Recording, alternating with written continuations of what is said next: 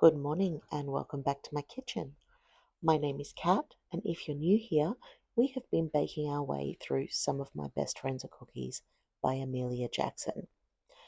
I made the peanut butter biscuits earlier this week, and I wasn't really happy with how they turned out, so I thought as a bit of a bonus episode, I would try making them again and see if I could get them a little bit better.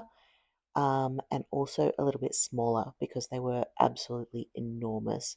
We ended up breaking all of the first batch in half, and it just wasn't ideal. So we're going to make them a little bit smaller, and we're going to bake them for a little bit less time. Firstly, because they were smaller, but also because I felt they were a little overcooked the first time around. So to start off, we have 180 grams of unsalted butter, 150 grams of brown sugar, 100 grams of caster sugar, 1 egg, and 250 grams of natural peanut butter.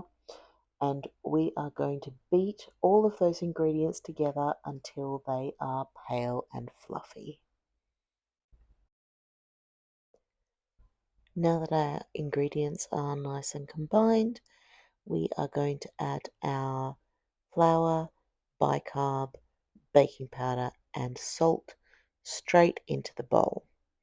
So we need 100 grams of plain flour and half a teaspoon each of bicarb and baking powder and 1 teaspoon of sea salt flakes.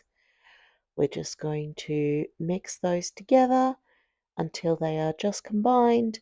It does say that the dough will be very, very wet and not to add more flour, so I followed the recipe again. Then we are going to use a cookie scoop or an ice cream scoop to measure out the dough.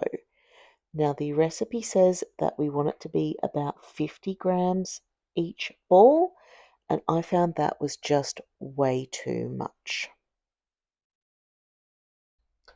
So the first time I made these biscuits, I used my largest cookie scoop, which made balls of dough that were about 50 grams, slightly more, which is what the recipe calls for. This time around, I'm using my medium cookie scoop, which makes balls of dough which are about 30 grams, so quite a bit smaller, but hopefully that will make a biscuit which is a much better size for my family. I have my oven preheated to 180 degrees, and the recipe says that these will take 18 minutes to cook at the full size, so I have decided to check on these at 12 minutes and see if they're cooked. And once they come out of the oven, they have to cool on the trays until they're cold. So our first batch is cooled. Our second batch has just come out of the oven. You can see they're nice and golden brown on the bottom, just a little bit brown around the edges. These are a much better size, I think. Instead of 15 that the recipe says that it makes, I've got 30. But these do look closer to the picture in size. So I'm not sure. 18 minutes on this size would have been way too long. These actually only took 10. But let's give them a try.